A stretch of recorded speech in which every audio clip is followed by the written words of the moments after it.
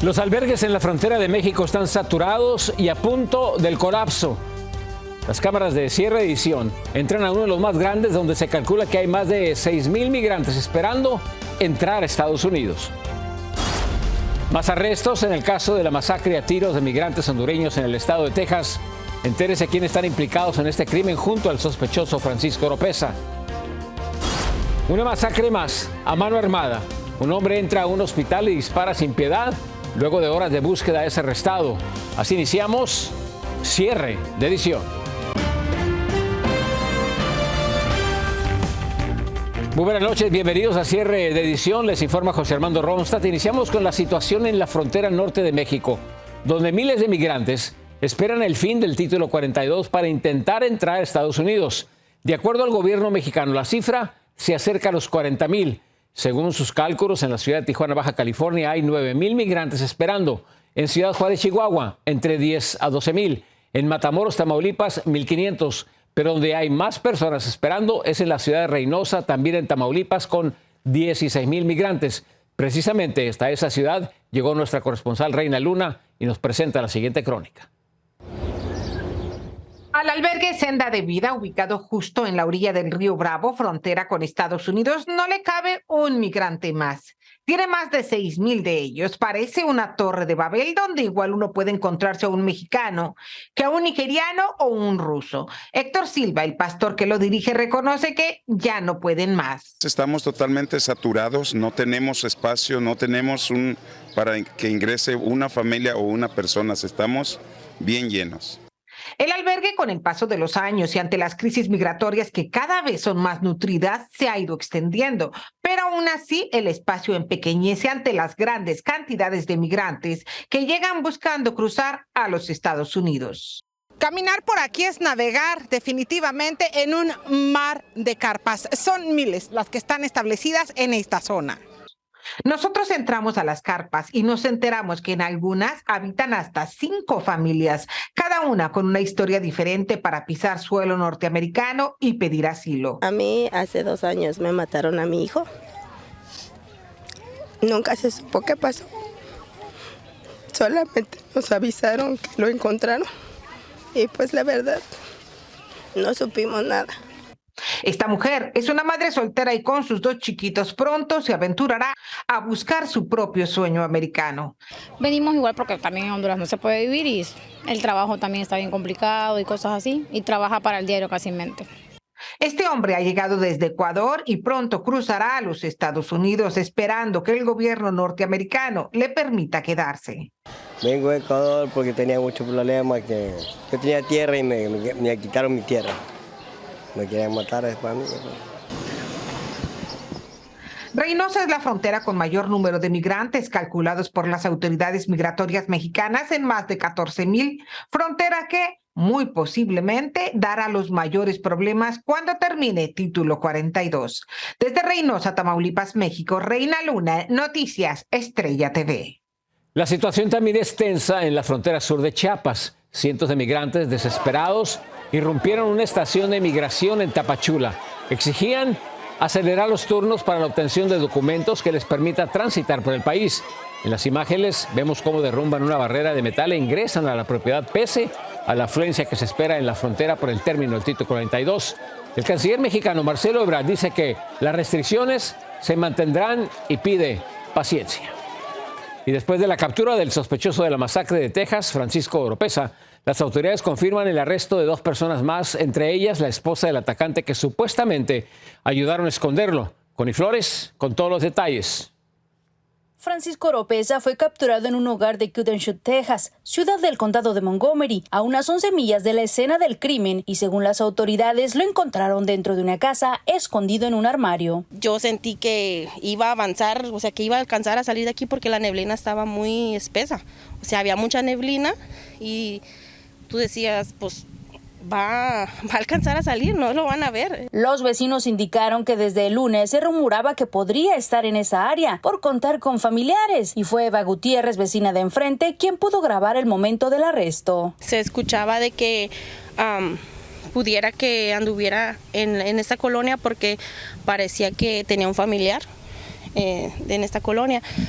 pero pues nunca nos imaginamos que sí iba a llegar acá. Madre de familia y vecina de la casa donde fue capturado Oropesa señaló que en estos días tuvo más precaución de lo normal debido a que se rumoró que se le había visto en el área escolar. No los mandé al siguiente día a la escuela ese día que pasó eso, ¿por qué? Por lo mismo, para tenerlos aquí en casa. Autoridades confirmaron que dentro de las 4 personas arrestadas por complicidad y perturbar la investigación del FBI están Divimara Lamar, pareja de Oropesa, quien fue arrestada en el mismo lugar donde él fue arrestado y cuenta con cargos de felonía como cómplice y una fianza de $250,000, así como el arresto de Domingo Casilla, quien fue ingresado a la cárcel del condado por posesión de marihuana y sospechoso de haber apoyado a Oropesa. Vi cuando lo sacaron de ahí, pero yo no sabía quién era. Hasta que ya vino uno de los agentes y les dijo que se retiraran, que sí era el que andaba buscando. Francisco Oropesa, de origen mexicano, enfrenta 5 cargos por asesinato y cuenta con una fianza de más de $5 millones en el condado San Jacinto. Los fiscales han señalado que podría aplicarse la pena capital. Reportó desde el condado San Jacinto, Connie Flores, Estrella TV. En Atlanta llegó a su fin la masiva búsqueda de un sospechoso de 24 años que al mediodía desató una tremenda balacera dentro de un centro médico, matando a una persona e hiriendo otras más. Múltiples agencias del orden desataron la cacería humana. Dayanis López está con nosotros con todos los detalles. Dayanis, muy buenas noches. José, muy buenas noches. Y Dion Patterson fue capturado en el estacionamiento de un complejo de apartamentos todavía armado y en el condado de Cobb, justo al noroeste de Atlanta. Este sospechoso desató una búsqueda por aire y tierra durante varias horas después de haber desatado el tiroteo en un centro médico y escapar de la escena. Fueron unas 8 horas de búsqueda extensiva y una llamada de una residente que tenía el presentimiento que Dion Patterson estaba escondido por algún lugar del complejo de apartamento donde fue encontrado, que llevó a las autoridades a la detención de este sospechoso. Dion Patterson, de 24 años de edad, fue encontrado armado, aturdido y vistiendo la misma ropa que portaba desde la mañana. Las primeras imágenes de su captura se le ve caminando despacio, esposado, con la cabeza agachada y sin resistirse. Patterson desató una masacre alrededor de las 12 del mediodía dentro de un edificio médico donde se encontraba con su madre en Midtown, Atlanta. Patterson disparó contra 5 mujeres, quitándole la vida a una de ellas y dejando a 4 heridas de gravedad. Rápidamente, el atacante escapó a pie y después encontró una camioneta pick-up que se encontraba abandonada y huyó de la escena. Posteriormente, múltiples agencias del orden de Atlanta comenzaron la cacería humana. A las 12:30 p.m., las cámaras de seguridad en carreteras del condado de Cobb lograron identificar a Patterson, así como las placas de la camioneta de color blanco que se había robado. No obstante, no fue hasta las 12:30 de la tarde que las autoridades comenzaron la búsqueda en esa área y fue encontrada la camioneta en un garage sin rastro del sospechoso. Enseguida, por toda Atlanta, comenzaron a circular la imagen de Dion Patterson en carteles digitales que pedían la ayuda del público y daban una recompensa de $10,000. Al mismo tiempo, se activó el SWAT, así como el Departamento de Policía del Condado de Cobb, donde agentes cerraron calles y avenidas y realizaron revisiones de todo vehículo que transitaba por esa zona. Pero no fue hasta las 8 de la noche que Patterson fue arrestado. Adicionalmente, se desconoce el motivo que llevó a Patterson a disparar contra 5 mujeres. Según información preliminar, el sospechoso era guardacosta. No cuenta con un récord criminal, pero sí con un caso de libertad condicional y posesión de marihuana. Por otro lado, Patterson fue dado de baja de la Guardia Costera el pasado enero.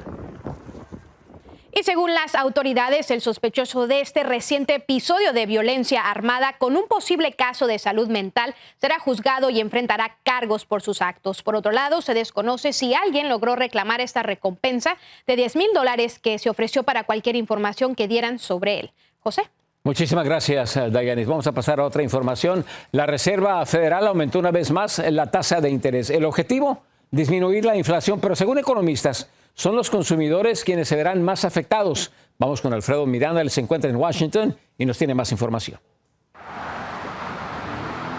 Pese a la quiebra de 3 bancos en los 2 últimos meses, la Reserva Federal volvió a aumentar la tasa de interés referencial en 1/4 punto porcentual. Con la acción de hoy hemos aumentado las tasas de interés en 5 puntos porcentuales en poco más de un año. Estamos viendo los efectos de nuestra política de endurecimiento de la demanda en los sectores de la economía más sensibles a las tasas de interés, en particular la vivienda y la inversión. El objetivo de la Reserva Federal es reducir la inflación a través del incremento de las tasas de interés, lo cual desacelera el consumo. Sin embargo, dados los efectos de las medidas, es posible que se detengan los incrementos. Para la siguiente reunión de la Reserva Federal se ha dejado entredicho que pueda haber una pausa, es decir, no va a haber un siguiente aumento. Ya a esto se habría llegado al máximo que se requiere hasta el momento, hasta los últimos datos. A mayores intereses disminuyen los préstamos, por ende la demanda, y la economía se desacelera. Estas medidas tienen un impacto en el consumidor. Lo que hacen es encarecer el endeudamiento para frenar el consumo. Entonces, si bien eso va a afectar al consumidor, que le va a salir más caro poder consumir o comprar, adquirir, sea un vehículo, una vivienda, eso frena la economía, frena el gasto. Si bien no se esperan mayores aumentos durante los próximos meses, el objetivo final es reducir la inflación del 4.98% en el que se encuentra hoy a solo el 2%. El proceso impediría pensar en recortar las tasas de interés. La inflación va a bajar, no tan rápido, tomará algún tiempo. Y si nuestro pronóstico es correcto, no sería apropiado recortar las tasas y no lo haremos. Powell también aseguró que el sistema bancario está saludable y que el proceso de reducir la inflación llevará tiempo hasta que la población comience a sentir los efectos de las políticas monetarias. La gente lo que tiene que hacer en estos momentos es cuidar sus finanzas simplemente. No va a haber una crisis, pero sí es bueno prepararse para que no le afecte sus finanzas personales esta frenada de la economía. Desde Washington, Alfredo Miranda, Noticias Estrella TV. Sigan con nosotros, regresamos con más noticias. Hay alerta por los fraudes que utilizan las aplicaciones de inteligencia artificial y aprueban la primera vacuna en contra de un virus que anualmente manda miles y miles de personas al hospital. Regresamos.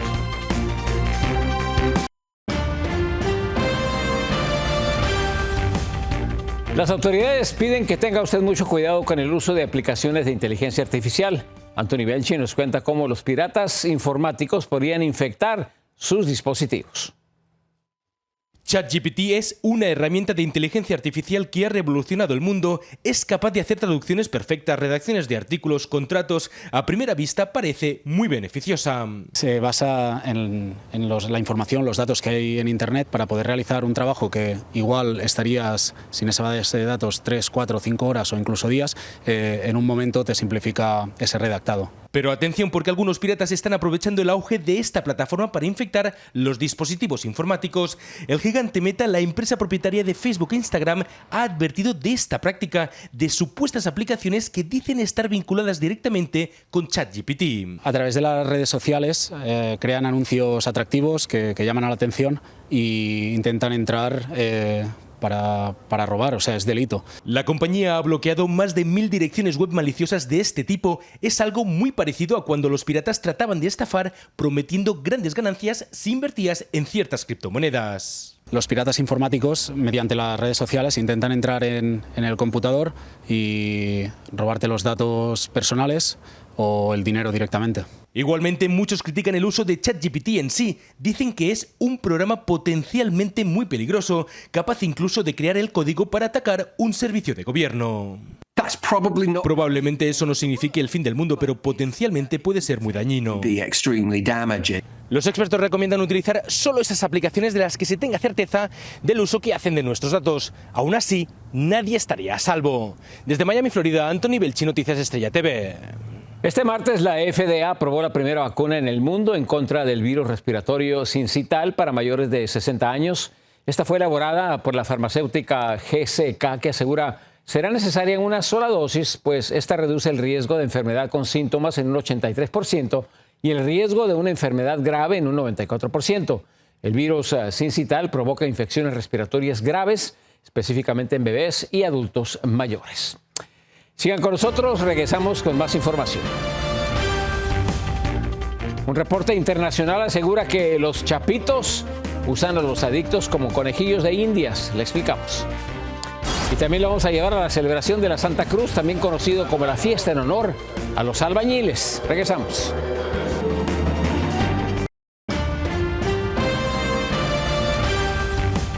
Un reporte internacional asegura que el cártel de los Chapitos habría utilizado adictos en Tijuana como conejillos de indias para mejorar la calidad de producción del fentanilo y así poderlo exportar. Vicente Calderón, desde la frontera, nos tiene la siguiente crónica. La Policía Federal no ha dicho de quién es este tigre decomisado en una casa abandonada en Tijuana, pero en esta frontera saben que algunos traficantes son afectos a los felinos. El Procurador de Justicia de Estados Unidos recordó un macabro ejemplo cuando anunció nuevos cargos criminales contra los Chapitos. They have fed some of their victims dead and alive. Han echado a sus rivales vivos o muertos para que se los coman los tigres, dijo Garland. Nadie relaciona a los nuevos líderes del cártel de Sinaloa con este tigre, pero sí con Tijuana, pues por aquí pasa la mayoría del fentanilo de contrabando a Estados Unidos. Aquí en Tijuana el fentanilo comenzó a aparecer más o menos, que nosotros tenemos noticias, en el 2017, sobre todo a partir de deportados que comenzaron a demandar fentanilo. El antropólogo Víctor Clark recuerda que abrieron el mercado de consumo mezclando fentanilo en la heroína y otras drogas sin que los adictos lo supieran. Lo dejaron crecer. Hoy el fentanilo está en todos lados.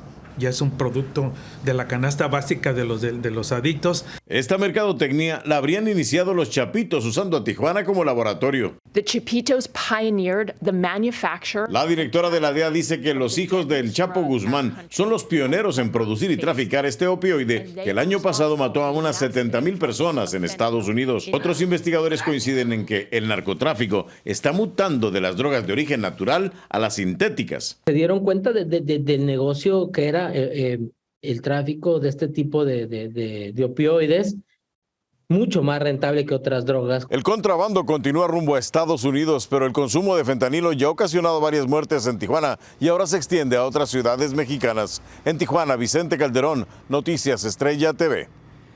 Las celebraciones por el Día de la Santa Cruz se pudieron presenciar en varias ciudades de Latinoamérica. Por ejemplo, en Guanajuato, miles de albañiles se apropiaron de este día en búsqueda de protección espiritual en su arriesgada profesión. Alberto García nos dice por qué este día es tan importante para ellos.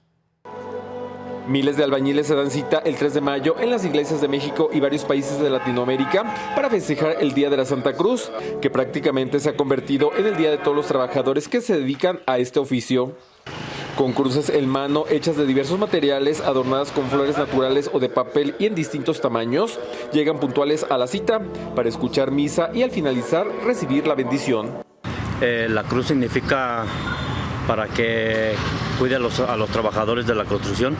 Pues la bendición de cada año de tener trabajo, más que nada, pues nos ha ido bien, nunca nos ha pasado nada. Los trabajadores acostumbran colocar la cruz en la parte alta de los edificios o casas en construcción. Ya después viene el festejo.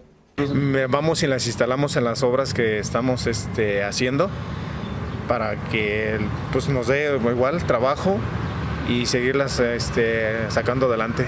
El patrón llega y nos hace nuestra comida, nos da nuestra cerveza. Convivir es una fiesta muy bonita con todos los trabajadores. El origen de esta tradición se ubica dentro de la religión católica y se remonta al primer siglo después de Cristo. El festejo continuará el resto del día para mañana retomar el duro trabajo que la mayor parte del tiempo se hace bajo los fuertes rayos del sol. Desde Guanajuato, México, Alberto García, Noticias Estrella TV. Falleció la atleta estadounidense Tori Bowie, de 32 años, quien brilló en las Olimpiadas de Río de Janeiro. La joven deportista fue encontrada sin vida en su hogar ubicado en Winter Garden, la Florida. A pesar de que las autoridades no han revelado la causa de la muerte, familiares en redes sociales anuncian que la joven pasaba por una fuerte depresión. La velocista compitió por Estados Unidos por última vez en el escenario del Campeonato Mundial de Qatar 2019. Fue 3 veces medallista olímpica. Descansen en paz. En Virginia, un oficial de policía está vivo de milagro. Vea las imágenes. La cámara de su patrulla capta el momento en que él realizaba una parada de tráfico a un conductor. Segundos después, un auto pierde el control por exceso de velocidad, derrapando por la autopista y embistiendo el vehículo que había sido detenido y choca en contra de la patrulla. Todo esto mientras el oficial corría para tratar de salvar su vida. Afortunadamente, la gente solo vivió tremendo susto. Una última pausa y regresamos con más información a cierre de edición. El Ejército de México recibe un adorable obsequio y tendrá un trabajo muy importante. Se lo explicamos.